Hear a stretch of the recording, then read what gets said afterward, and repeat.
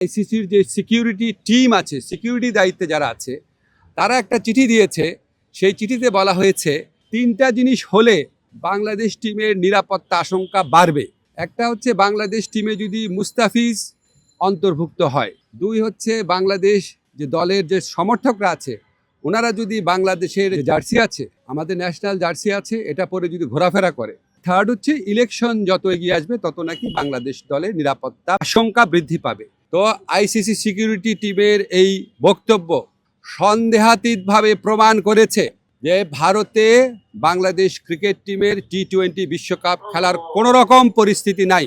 ICC যদি আশা করে আমরা আমাদের শ্রেষ্ঠ বোলারকে বাদ দিয়ে আমরা ক্রিকেট টিম করব, আমাদের যারা সমর্থক আছে তারা বাংলাদেশের জার্সি পরতে পারবে না, আর আমরা ক্রিকেট খেলার জন্য বাংলাদেশের নির্বাচন পিছিয়ে দিব, এর চেয়ে উদ্ভট, অবাস্তব, অযৌক্তিক কোনো প্রত্যাশা হতে পারে না।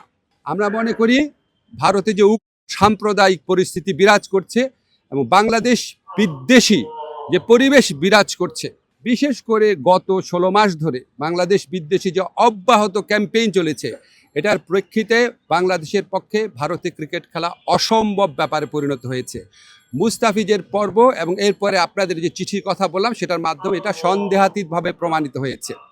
আমরা মনে করি ক্রিকেট খেলার উপর কারো কোনো মনোপলি থাকা উচিত না। বাজার ব্যবস্থাপনার ভিত্তিতে একটা খেলার সম্পূর্ণ বা একটা টুর্নামেন্টের ভাগ্য নির্ধারিত হতে পারে না। আইসিসি যদি সত্যি গ্লোবাল অর্গানাইজেশন হয়ে থাকে, আর আইসিসি যদি ভারতের কথায় উঠে আর না বসে, তাহলে অবশ্যই আমাদের টি-20 বিশ্বকাপে খেলার সুযোগ শ্রীলঙ্কাতে দেওয়া উচিত। এই প্রশ্নে আমরা কোনো রকম নতি স্বীকার করব না।